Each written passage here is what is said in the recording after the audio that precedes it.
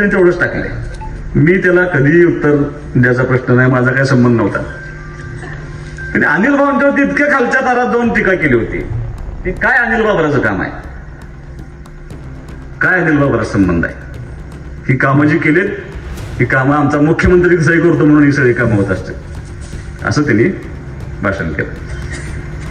मी आमदार नंतर आहे, पोरग आहे ना मी. बाप माझा गेलाय ना जिजून ह्या 40 वर्ष मतदारसंघासाठी, त्याची जाणीव आहे ना मला. मी त्याचं उत्तर देत असताना मी त्यांना एवढंच सांगितलं की आता काय त्यांच्या मराठीचा दोष आहे. त्यांनी खरं माझं मत आहे त्यांनी मराठीचा अभ्यास करावा. तुम्ही आता सगळं परत एकदा नाही, दोनदा नाही, चारदा काढून बघा. एकेरी उल्लेख केलाय मी, कुणाचा केलाय? हा राधेश्याम आनंद करेक्ट माझं बघितले बघा.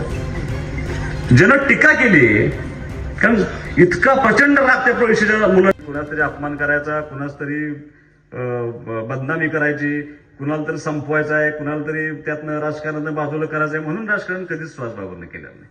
ते संस्कार माझ्यावर कधीही नव्हते आणि आजही नाही.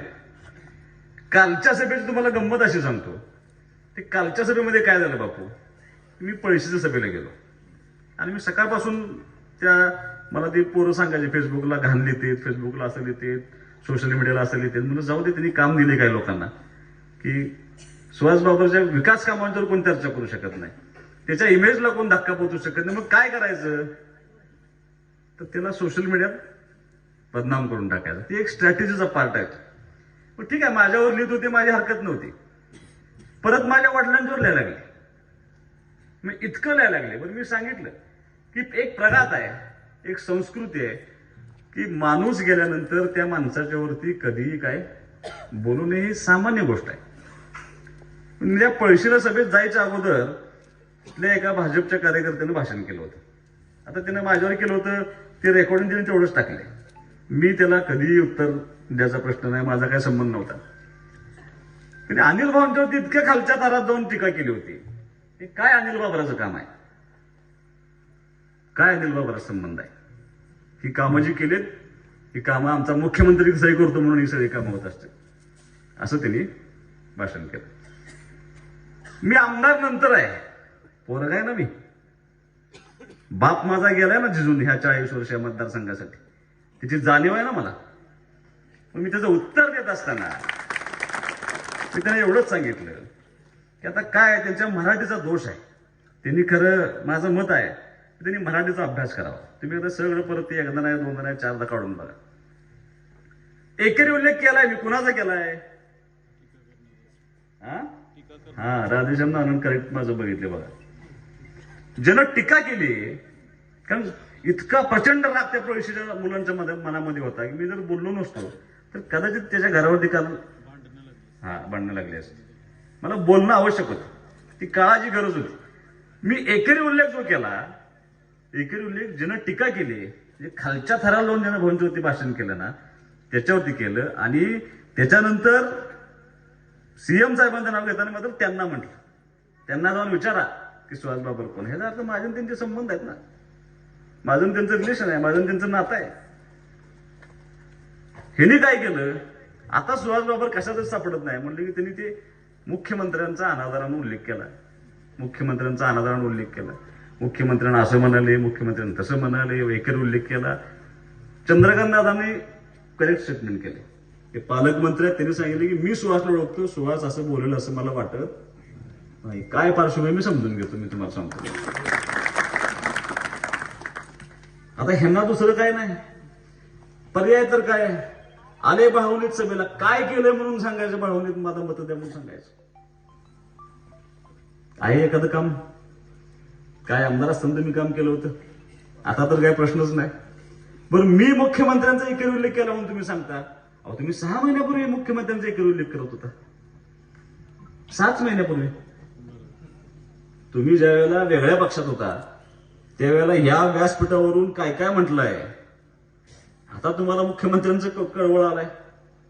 कधी विधानसभेला पराभूत झाल्यानंतर आपलं चमडी वाचली पाहिजे म्हणून तुम्ही जो प्रवेश केला ना भाजपमध्ये, त्याच्यानंतर तुम्हाला मुख्यमंत्र्यांची काळजी वाटायला लागली. आता आणि मुख्यमंत्र्यांचे माझे एवढे संबंध आहेत, मला करतील ना फोन, ते मला विचारतील तू असं म्हणलंयस किंवा मी सांगेन त्यांना साहेब मी म्हणलोय का नाही म्हणलोय ते. त्यांना जर मी पार्श्वभूमी सांगितली की अनिल भाऊंच्या बाबतीमध्ये काही लोक अशा पद्धतीने वाक्य करत होते, कदाचित तेच त्यांच्यावर कारवाई करतील. आणि मग परत कुठंही पराभव दिसायला लागला की असं काहीतरी करायचं. हे संस्काराचे भाग आहेत. मी आजही तुम्हाला सांगतो, मी आजही मला कोणावरती तरी टीका करावी माझ्या अजिबात नाही. माझं उलट म्हणणं आहे की तुम्ही मराठीचा अभ्यास करून या आणि मराठीच्या अभ्यासातलं आणि माझं स्टेटमेंट त्याचं वाचा, ऐका. आणि मी परत शेवटला हे पण सांगितलंय, तिने अर्धच भाषण दाखवलंय. एवढं बोलून सुद्धा जर तो सुहास बाबरकडे परत काम घेणार तर सुहास बाबर त्या पोराचं काम करणार म्हणून सांगितले जाहीर भाषण. का तर आपली ती संस्कृती आहे. माझ्यापर्यंत आलेला कुठलाही माणूस त्या कामापासून वंचित राहणे ही भूमिका घेऊन काम करण्याचा प्रयत्न केला. मला आज बऱ्याच जणांचे फोन आले की तुम्ही घाबरू नका, तुम्ही जसं म्हणलं आता, घाबराच काय कारण नाही. माझं मत असं आहे की मी माझ्या वडिलांचा अपमान झाल्यानंतर मी मुलगा म्हणून काय भूमिका घ्यायची की नाही घ्यायची, घ्यायलाच पाहिजे. आणि ह्यासाठी मला माझा राजकीय बळी गेला तरी बेहतर. त्याला काय फरक पडतो. सुहास बाबर आमदार असला म्हणूनच ह्या माणसांचं प्रेम राहणार आहे. आणि सुहास बाबर आमदार नसेल तर ही माणसं माझ्या घराकडे येणार नाही असं अजिबात होणार नाही.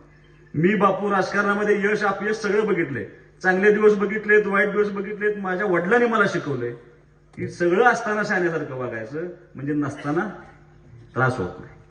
त्यामुळे मला माहिती आहे ना आपली जबाबदारी काय आहे, मला या गोष्टीची जाणीव आहे. मी कुठल्या परिस्थितीतनं ह्या विधानसभा मतदारसंघाचं नेतृत्व करतो ह्याची मला जाणीव आहे.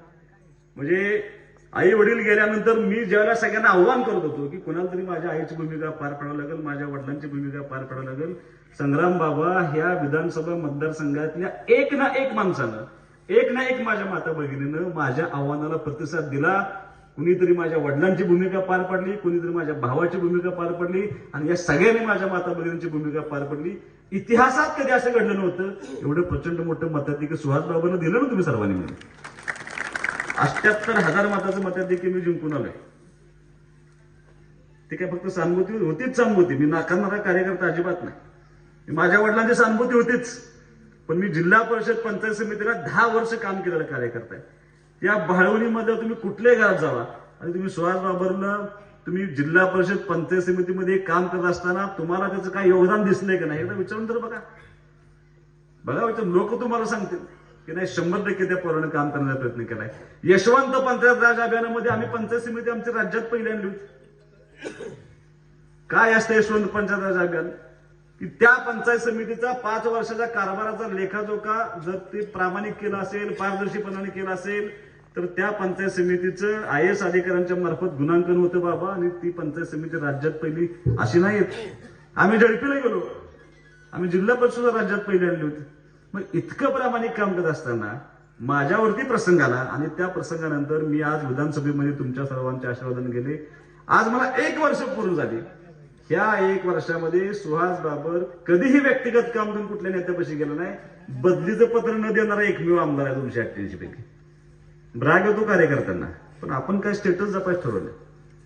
आपण भूमिका घेत असताना मला ज्या लोकांनी निवडून दिले त्या लोकांच्या हितासाठी जे जे निर्णय करता येतील, जेवढं काम करता येतील ते करण्याची भूमिका घेऊन आजपर्यंत काम करण्याचा मी प्रयत्न केला. आणि माझा तुम्हाला शब्द आहे, कितीही मोठी संकट येऊ द्यात माझ्यावर, त्याला डगमगणारा कार्यकर्ता मी नाही. एखादा घरात बसला असता एवढ्या बातम्या आल्यावर, एक न्यूज चॅनल असं नाही त्याच्यानी बातमी लावली, एक न्यूज चॅनल काय मला फेमस सांगत नाही. आणि मी अनेकदा कार्यकर्त्यांना सांगतोय की मी मर्यादाला घालून घेतली. मला त्याची जाणीव आहे की सुहास बाबर काय जिल्ह्याचा नेता व्हायला चाललेला नाही. मी बापू बऱ्याच जणांना भाषणात सांगितलं होतं, राहुल हसतोय पाठीमागणं, अरे मला करू नका जिल्ह्याचं नेता, आपण काय एवढं मोठं आहे का. मी मतदारसंघाची मर्यादा घालून घेतली होती. आता या नगरपालिकेच्या निवडणुकीला लोकांना असं वाटतं की सहज निवडणूक जिंकली, ती तर सहानुभूतीवर नव्हती. 2 वर्ष प्रयत्न करतो ना मी त्या नगरपालिका जिंकण्यासाठी. त्या नगरपालिकेच्या हद्दीमध्ये 200 कोटीच्या वरचा निधी आपण त्या ठिकाणी काम करण्याचा प्रयत्न करतोय. 2 वर्ष मी तिथं काम करतोय, राबतोय. 14,000 घरामध्ये सुहास बाबर जाऊन आला ना ह्या 6 महिन्यात मागच्या. त्यांना विनंती करून आलाय, एक संधी आम्हाला देऊन बघा. आणि त्या लोकांनी दिली संधी मला. खानापूर तालुक्यातील एकमेव सर्वसमावेशक हक्काचं न्यूज चॅनल विटा लाईव्ह न्यूज चॅनल.